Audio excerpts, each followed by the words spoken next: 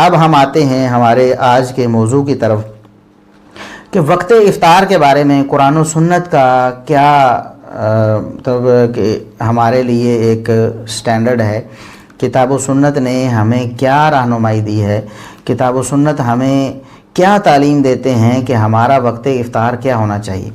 دراصل مرزا صاحب ہمیشہ یہ راگ تو الاپتے ہیں کہ فرقہ واریت میں نہیں پڑھتا، اور یہ جو لوگ ہیں علماء فرقہ واریت میں پڑے ہوئے ہیں، حالانکہ خود یہ فرقہ واریت کو ہوا دیتے ہیں۔ قرآن و سنت کو مان لینا، اللہ اور اس کے رسول صلی اللہ علیہ وسلم کی بات کو ماننا، یہ فرقہ واریت تو قطعا نہیں ہے۔ ہاں، ایسے لوگ جو خود قرآن و سنت سے ہٹ چکے ہوں، بجائے ان کی غلطی ان کو بتانے کی، ان کو ڈیفینڈ کرنا، جیسا کہ آپ ہمیشہ شیعہ کو ڈیفینڈ کرتے ہیں، روافض کی حمایت کرتے ہیں، کوئی غلط سے غلط بات ہے آپ اس میں بھی، حتیٰ کہ اتنی مضحکہ خیز بات ہوتی ہے اس میں بھی آپ انہیں ڈیفینڈ کر رہے ہوتے ہیں، اسے کہتے ہیں فرقہ واریت۔ آپ نے ایک فرقے کو مطلب ڈیفینڈ کرنے کی ٹھانی ہوئی ہے، چاہے ان کی بات کتنی بھی غلط ہو، اور اہل سنت کو آپ نے ہمیشہ غلط ثابت کرنے کی کوشش کی ہے، چاہے قرآن و سنت کی کتنی بھی موافق بات ہو۔ ظاہر ہے اہل سنت کے جو اتفاقی نظریات ہیں، عقائد ہیں اور اعمال ہیں، موٹے موٹے وہ سارے کے سارے اجماعی ہیں، اور وہ سارے کے سارے اہل سنت کے ایک ہی ہیں، تو ان میں آپ اہل سنت کو غلط ثابت کرنے کی کوشش کرتے ہیں اور روافض کو آپ صحیح ثابت کرنے کی کوشش کرتے ہیں۔ وقت افطار کا معاملہ بھی ایسا ہی تھا کہ قرآن و سنت کی تعلیمات، جیسا کہ ہم آگے پیش کرنے والے ہیں، وہ تعلیمات یہ ہیں کہ جیسے ہی سورج غروب ہو جائے، سورج کی ٹکیا آپ کی نظروں سے اوجھل ہو جائے، پردوں کے پیچھے چلے جائے، آپ فوراً روزہ افطار کریں۔ یہ شریعت کی، قرآن کریم نے بھی یہ کہا، اور نبی کریم صلی اللہ علیہ وسلم کی احادیث میں بہت زیادہ اس پر زور دیا گیا اور تاکید کی گئی کہ فوراً آپ نے روزہ افطار کرنا ہے، تھوڑی سی بھی تاخیر اس میں برداشت نہیں ہے، نہیں کرنی تاخیر آپ نے۔ لیکن شیعہ جو ہیں وہ 10 منٹ تک اسے لیٹ لے کے جاتے ہیں احتیاط کے نام پہ۔ تو آپ نے اپنا شیعہ کا وکیل ہونے کا جو فریضہ تھا وہ بخوبی نبھایا، اور آپ نے کہا کہ نہیں، شیعہ کا موقف بالکل ٹھیک ہے، سنی خام خواہ جناب ان پر اعتراض کرتے ہیں۔ دیکھیے، ہمیں شیعہ حضرات سے کوئی ذاتی دشمنی نہیں ہے، اور کوئی ایسی بات نہیں ہے، ہم تشدد کے بھی حامی نہیں ہیں، ہم کبھی مار دو یا مر جاؤ اس طرح کا نعرہ بھی ہم نے نہیں لگایا اللہ کے فضل سے۔ ہم تو کتاب و سنت کے دلائل سے واضح و تبلیغ کرتے ہیں اور نصیحت کرتے ہیں، ہم خیر خواہی چاہتے ہیں، کتاب و سنت کے جو دلائل ہیں وہ ہمیں یہ بتاتے ہیں، لہٰذا آپ کا موقف غلط ہے، آپ اپنے موقف سے رجوع کریں۔ یہ ہمارا مطالبہ ہے شیعہ حضرات سے۔ آپ خام خواہ ان کی وکالت شروع کر کے ایک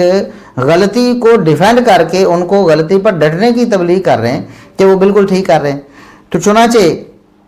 آپ نے پہلے تو وہ احادیث پیش کی جن میں نبی کریم صلی اللہ علیہ وسلم نے سورج کے غروب ہوتے ہی روزہ افطار کیا اور ترغیب دی کہ روزہ فوراً افطار کرنا چاہیے، اور اس میں بھی آپ نے ڈنڈی ماری۔ ہم آپ کو بتاتے ہیں کہ وہ احادیث کیا ہیں، پہلے ہم احادیث ساری نقل کرتے ہیں، پھر آپ کا طرز عمل بتاتے ہیں کہ آپ نے ان احادیث کو کس طرح پیش کیا اور کس طرح تحریف مانوی کا مرتکب ہو کر شیعہ حضرات کو ڈیفینڈ کرنے کی کوشش کی اور ان کی ایک غلطی کو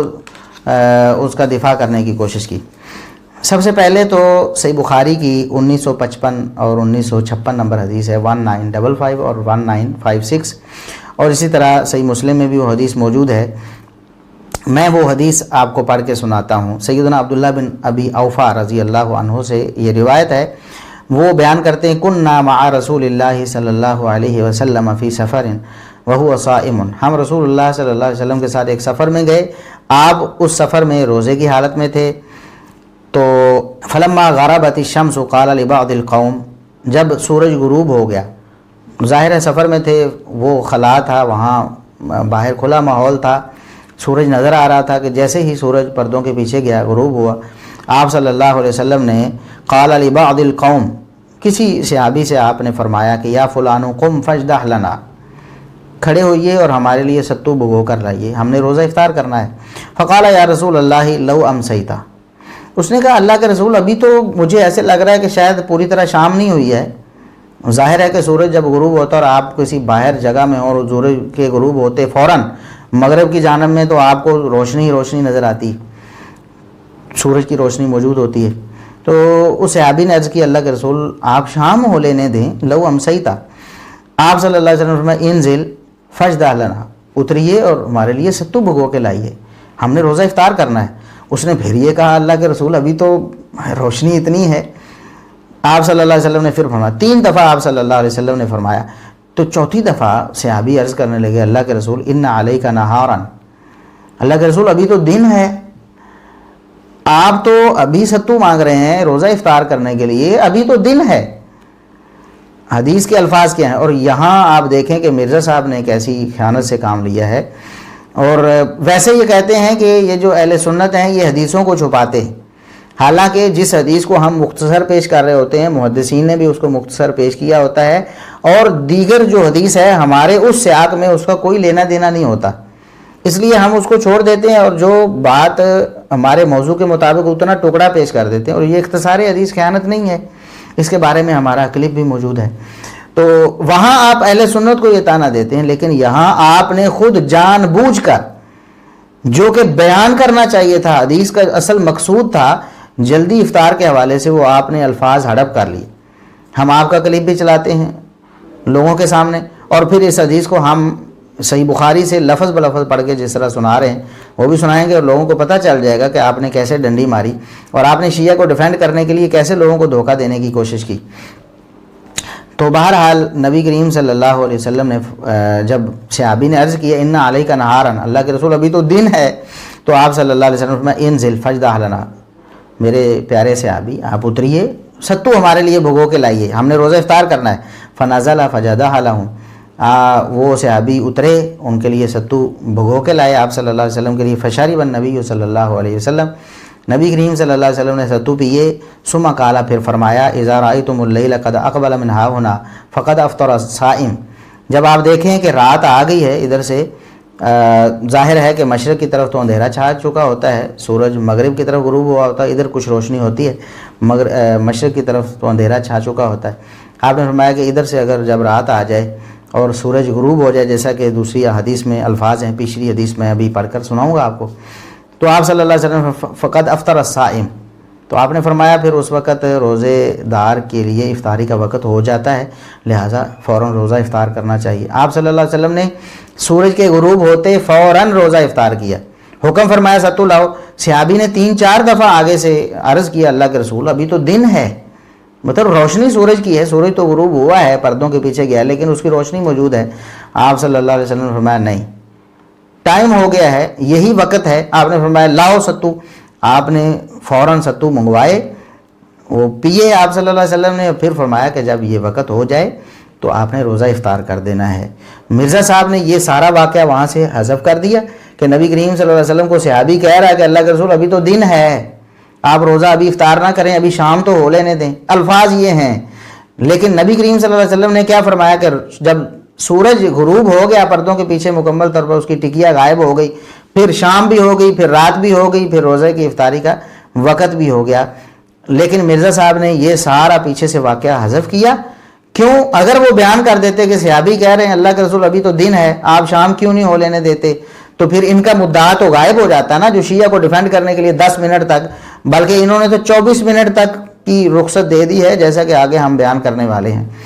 تو بہرحال قرآن کریم میں جو اللہ تبارک و تعالیٰ کا فرمان تھا ثم اتموا الصیام الی اللیل، پھر تم رات تک روزے کو پورا کرو، تو مرزا صاحب خود اس بات کو مانتے ہیں کہ سورج غروب ہوتے ہی رات ہو جاتی ہے۔ عربی زبان میں اللیل، اردو میں ہم رات کہتے ہیں اور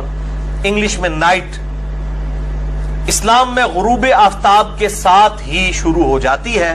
یہ مرزا صاحب کو بھی مطلب یہ تسلیم ہے، تو ہمیں اس بارے میں تردد کرنے کی ضرورت نہیں۔ اگر وہ اس کو تسلیم نہ کرتے، اس کا انکار کرتے، پھر ہم انہیں بتاتے کہ رات کا آغاز کب ہوتا ہے۔ وہ خود اس بات کو تسلیم کرتے ہیں کہ اسلام میں رات غروب آفتاب کے ساتھ ہی شروع ہو جاتی ہے۔ تو الی اللیل یہاں جو الہ ہے وہ انتہائی غایت کے لیے ہے کہ آپ نے روزے کو پورا کرنا ہے رات تک، یعنی رات کے آغاز تک آپ کا روزہ ہے، جیسے ہی رات کا آغاز ہوگا آپ کا روزہ ختم ہو جائے گا۔ اور اس بارے میں علمی بحث بھی ہے، جو علماء اس بات کو سمجھتے ہیں کہ الہ انتہائی غایت کے لیے آتا ہے۔ بسا اوقات جو غایت ہوتی ہے وہ مغیہ میں داخل ہوتی ہے اور بسا اوقات خارج ہوتی ہے۔ تو یہاں جو بالکل